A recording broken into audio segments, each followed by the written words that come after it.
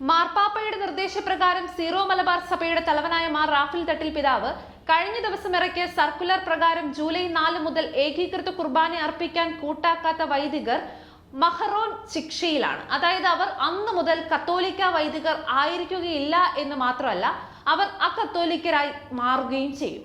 മഹറോൻ ശിക്ഷയിൽപ്പെട്ട എറണാകുളം വൈദികർ പരികർമ്മം ചെയ്യുന്ന വിവാഹം അസാധുവായിരിക്കും. അതായത് അത് കത്തോലിക്ക സഭയുടെ കൂദാശ ആയിരിക്കുകയില്ല. രജിസ്റ്റർ ചെയ്ത വിവാഹം ഒരു കൂദാശ അല്ലാത്തത് പോലെ സഭയിൽ നിന്ന് പുറത്താക്കപ്പെടുന്ന വൈദികർ ആശീർവദിക്കുന്ന വിവാഹവും കൂദാശയായി കത്തോലിക്ക സഭ അംഗീകരിക്കുന്നില്ല.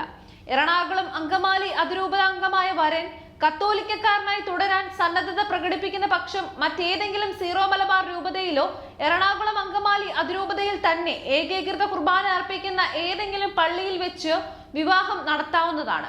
ഈ കാര്യങ്ങളൊന്നും മനസ്സിലാക്കാതെ അബദ്ധത്തിൽ എറണാകുളത്ത് വെച്ച് മഹറോൻ ശിക്ഷയിൽപ്പെട്ട വൈദികരുടെ കാർമ്മികത്വത്തിൽ വിവാഹം നടത്താൻ പോകുന്ന വധൂവരന്മാർ സാധുവായ കൂദാശ എന്ന നിലയ്ക്ക് ആത്മാർത്ഥമായി വിവാഹം വീണ്ടും നടത്താൻ ആഗ്രഹിച്ചാൽ രൂപതാ കേന്ദ്രത്തിൽ അപേക്ഷ സമർപ്പിച്ച് പ്രത്യേക അനുവാദം വാങ്ങി ഏകീകൃത കുർബാന അർപ്പിക്കുന്നതും മഹറോനിൽ പെടാത്തതുമായ ഒരു വൈദികനിൽ നിന്ന് സാധുവായ വിവാഹ കൂദാശ സ്വീകരിക്കേണ്ടതാണ്.